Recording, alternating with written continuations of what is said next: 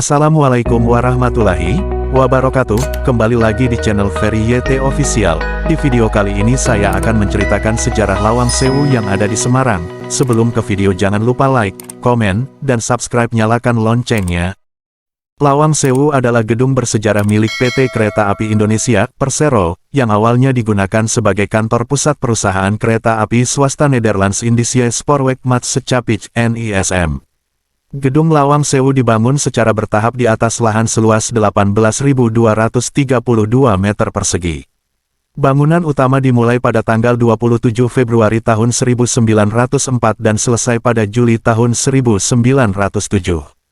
Sedangkan bangunan tambahan dibangun sekitar tahun 1916 dan selesai tahun 1918. Tahapan pembangunan Gedung Lawang Sewu. Bangunannya dirancang oleh Prof. Jacob F. Klinghammer dan B.J. Owendak, arsitek dari Amsterdam dengan ciri dominan berupa elemen lengkung dan sederhana. Bangunan didesain menyerupai huruf L serta memiliki jumlah jendela dan pintu yang banyak sebagai sistem sirkulasi udara. Karena jumlah pintunya yang banyak maka masyarakat menamainya dengan Lawang Sewu yang berarti 1000 pintu.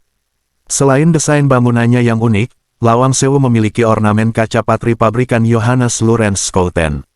Kaca patri tersebut bercerita tentang kemakmuran dan keindahan Jawa, kekuasaan Belanda atas Semarang dan Batavia, kota maritim serta kejayaan kereta api. Ragam hias lainnya pada Lawang Sewu antara lain ornamen tembikar pada bidang lengkung di atas balkon, kubah kecil di puncak menara air yang dilapisi tembaga, dan puncak menara dengan hiasan perunggu. Kesibukan di halaman Gedung Lawang Sewu sekitar tahun 1930.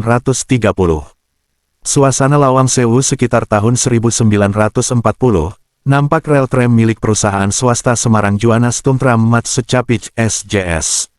Saat ini Gedung Lawang Sewu dimanfaatkan sebagai museum yang menyajikan beragam koleksi dari masa ke masa perkereta-apian di Indonesia.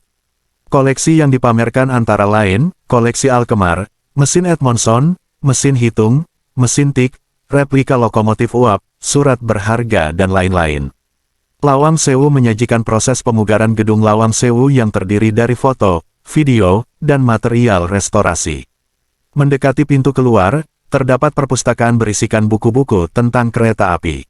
Selain menjadi tempat wisata sejarah, Gedung Lawang Sewu juga dapat disewa untuk kegiatan pameran, ruang pertemuan, pemotretan, syuting, pesta pernikahan, festival, bazar, pentas seni, workshop, del. Sejarah. Sejak bulan Juli tahun 1907 digunakan sebagai kantor pusat administrasi NIS.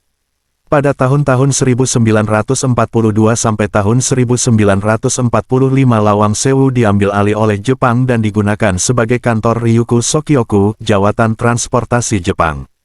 Tahun 1945 menjadi kantor eksploitasi tengah DKARI, Jawatan Kereta Api Republik Indonesia. Tahun 1946 dipergunakan sebagai markas tentara Belanda sehingga kegiatan perkantoran DKARI pindah ke bekas kantor De Zustermaatschappij. Setelah pengakuan kedaulatan RI tahun 1949 digunakan Kodam 4 Diponegoro. Pada tahun 1994 gedung ini diserahkan kembali kepada Kereta Api Perumka, yang kemudian statusnya berubah menjadi PT Kereta Api Indonesia, Persero. Pada tahun 2009 dilaksanakan restorasi oleh PT Kereta Api Indonesia, Persero. Tanggal 5 Juli tahun 2011 dilakukan peresmian Purna Pugar Cagar Budaya Gedung A Lawang Sewu.